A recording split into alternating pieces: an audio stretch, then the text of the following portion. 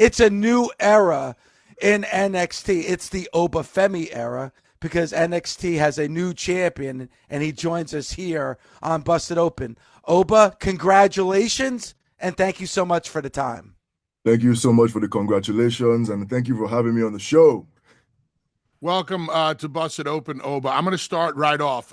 You're a former North American champion, and now you are the NXT champion. Can you tell me what was going through your mind the minute you heard the 3 count and realized that you are now the top guy in the company? At that moment, as soon as the 3 count hit, I realized in my head, I'm like, okay, now it's time to back up everything I've said.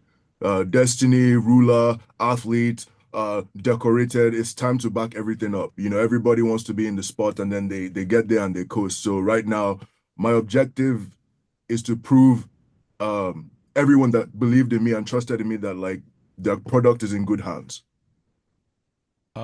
Congratulations as well. Match was really, really good. Caught me off surprise. I thought Trick was gonna pull it off, but you did it.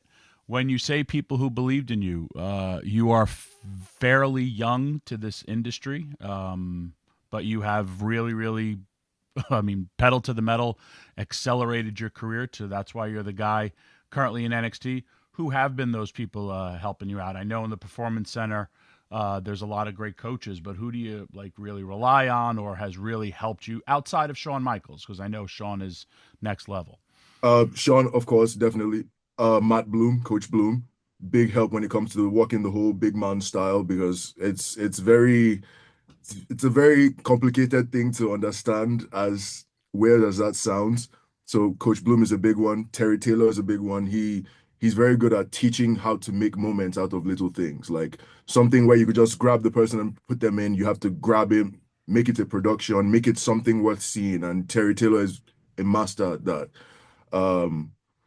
Definitely Ivar coming around and helping us out. He helps me, he helps OTM, he helps Hank and Tank. So Ivar's been another big instrumental part into my progression here in NXT. Oba, one of the takeaways I had from the match was Eddie Thorpe was involved. Yes, you power bombed Trick Williams and you got the 1, 2, 3, but right before that, Eddie caught him with that chair, right? Yes. If Trick Williams comes to you tomorrow and says, hey man, I caught a chair shot in the face and that's why you power bombed me, are you giving Trick Williams a rematch? I doubt that because in the first place, he was the one who made it a triple threat. Initially, it was supposed to be me and him going, into the Tuesday special, into New Year's Evil. And he added Eddie. And then now if he came up to me and he said, oh, let's run it back, let's do it again. I don't think he deserves it. I think at this point, he has to jump back 2 spots in the back of the line. I told him to do it one-on-one. He added Eddie, against my wishes, and now he's eating his words. So I think he should get full and digest on those words right now. Interesting. Strong. Right. Wow. I like what you're saying. Oba, you signed a deal with the WWE just 3 years ago. And that was a developmental deal to learn this craft and to understand it. And here you are on live TV every single week. Now you really are the champion. You're the face of NXT. How did you do it so quickly? Like, was this something that just you came to and took to very early? Like, how did you become so successful in such a short period of time? There's so many factors that led to my success here in NXT, but I think the biggest one is actually being a fan of the sport. And yes, it's a sport. When I grew up watching here and there was times I was a very, huge fan. There was times I was away from it and, just took a back seat in the back of my head. But I've always been a fan through all those ups and downs.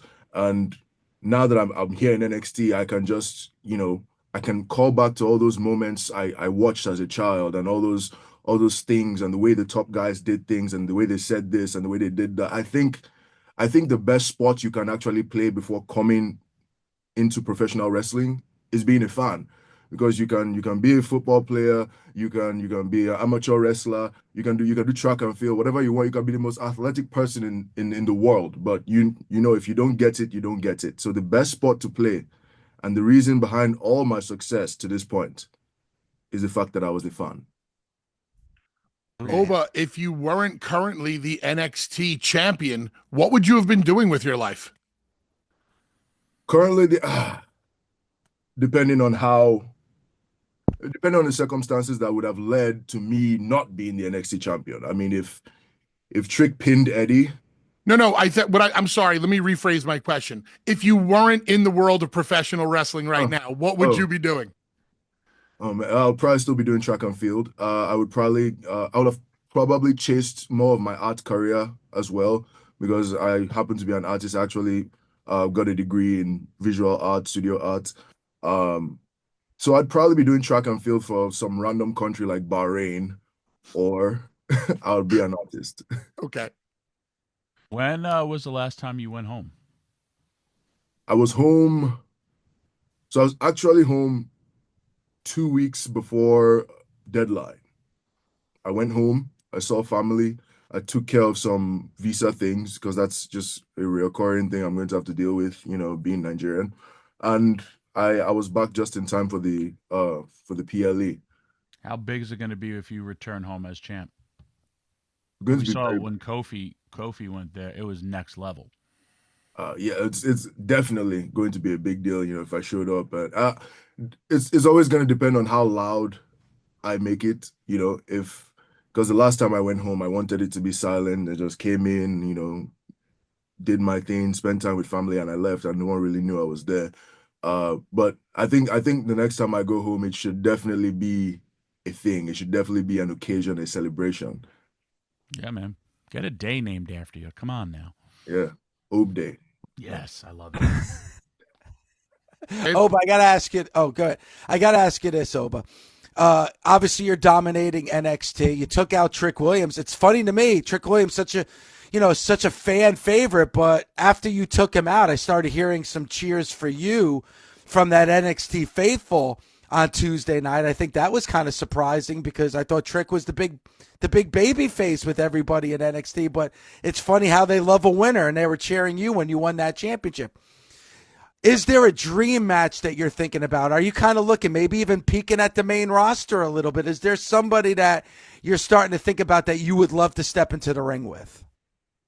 I mean, as far as dream matches go, I've said this on record before. I would love to wrestle Gunther, Cena, Randy, those guys. But the fact that I carry this on my shoulder right now, that means I have an obligation to NXT. I'm carrying the brand right now, and the person who carries the brand should carry the brand.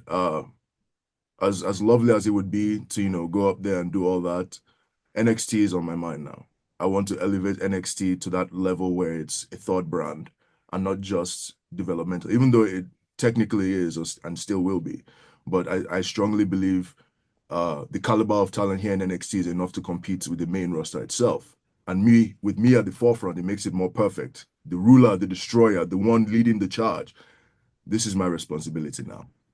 Oba, you are the champion in NXT, but in your mind, as of this very moment, who is the biggest threat to you and your championship? In NXT? Yes. It would still have to be Trick. I haven't seen any other person who's going to come up and give me a run for my money. At this moment, I would have to go with Trick as a safe bet. Okay. I really thought you should have ended the show on Tuesday night. I thought The Rock took a little TV time away from you, that I personally took exception from. Why didn't you just go up to The Rock and tell him you're taking his time? Yeah. Yeah. I mean, come on. This is your brand now. This is your brand. You own this. It is. Yes. I own all of this. It's all mine. At the moment the time was being stolen from me, I wasn't even aware it was being stolen from me. Yeah. I mean, maybe if I knew, I'll have gone up to him and been like, "Hey, Uncle Dwayne, what are you doing?" Yeah, next time you go right up to him and you tell him. He didn't even have the decency to shave before stepping in that ring and being on He's a TV. bum. This is your show, Oba. Don't mind. I'll let it slide this time. But the next time Uncle Dwayne comes in and steals time from me, there's going to be problems. I like it. There's our soundbite for today. There you go. There you go, Oba. And, Oba, you said something earlier, and we've talked about it here on Busted Open, is about the big man. And it's almost like a lost art in professional wrestling where that big man, that quintessential look of a pro wrestler where, Oba, if you step into a room, all eyes are going to be on you. Like, has that become a lost art? And are you bringing that back, especially since you're the NXT champion? No, 100%. I think we've gotten to the era where there's okay, let me backtrack a little bit. A couple years ago, there was this phase where to be a good walker, you had to be, athletic, doing flips, being a high flyer. Let me just throw this out there. I have nothing against high flyers. I love watching Rey Mysterio, the Greats, and, Axiom and all those guys. I love it. So I think because of that point where a lot of guys were high flying, it became oversaturated and the art of being a big man was lost. When you wrestled a grounded style, it was assumed you couldn't walk just because, you couldn't dive off the top rope. And I think my job right now, or part of my job right now, is to show that no, like this grounded style there's still value in it. There's still emotion that can be shown and aggression and, all these lost things that, we've kind of forgotten about. So I think, yeah, it is my job to bring that back. Oh, but you also, I watch you, right? You used to be the lumbering big man. You move. You're an athlete, and I watch you also in a four-way with high flyers, and the stuff that you did with them was really cool. Honestly, but I was talking about moments. The back chop, when the guy went to do the thing, you just back chopped him. Mm-hmm. But you're a newer breed of athlete where you're the big man that move quickly and can bust out some really cool flips and all stuff like that as well, correct? I personally am not a flipper. I can, but it would take a very, very special occasion to pull something like that out. Nice. Of me. If you want to learn how to do a flip or a dive, just watch some of my stuff from like 97, 98. Teach everything you need to know. He was a big man for Hondo, big man. Oba, you talked about your track and field career. I'm assuming you were a thrower? Yes, sir. Shot put, discus, hammer? I was a shot put and hammer guy for a little bit. Hammer I played with, but not as much. Shot put was my main thing. So Tommy talked about, he saw a little bit of a lumbering big man in you in the beginning. But as a shot putter and a discus thrower myself, I know that we have great balance. Yeah. So did you ever feel like when you came out of the circle and into a ring that your balance was off or that you weren't as in command of your athletic ability as you were as a thrower? No, I don't think. Maybe at the time I was conveying that lumbering big man attitude, but yes, we throwers are very light on our feet. I think at the time that's just what was required of me. And as more time goes on, you get to see more. I strongly believe in starting slow and building, because if you start here, now this is the standard. Now this is the bar. I think get something going, and as more time goes on, you start to see more and more from Oba Femi. Did you throw in high school and college and beyond college, or what level did you throw at? So I did high school, my last 2 years in high school, I did. And then I did college, all of college. And what was your best throw in college? It was 69 feet. You threw 69 feet? Yeah. With a 16-pound shot? Yes. That's a real deal throw. That's no joke. Yeah. If you backtrack a couple years ago, that mark makes the Olympics and makes every team. But those guys, they picked it up a little bit, and it got to the point where even 69 feet now is okay, it's a respectable throw. It's respectable, but you're not breaking the bank with 69. I was gonna start putting myself over for how far I threw, but you blow me out of the water, so I can't say anything now. How far did you throw? Now I want to know. 60. Oh, People don't understand It's that. okay. You can bury me. No. Once you hit 58 and above, like throwing is difficult. Like it's Yes. its own thing. It's another art form. It's just like professional. There's so much that goes into it. So like I can't even run 69 feet, even though it's my favorite number. Oba, congratulations. Appreciate the time here this morning. And your new NXT champion, Oba Femi. The era has begun. Thanks so much, Oba. Appreciate you, man.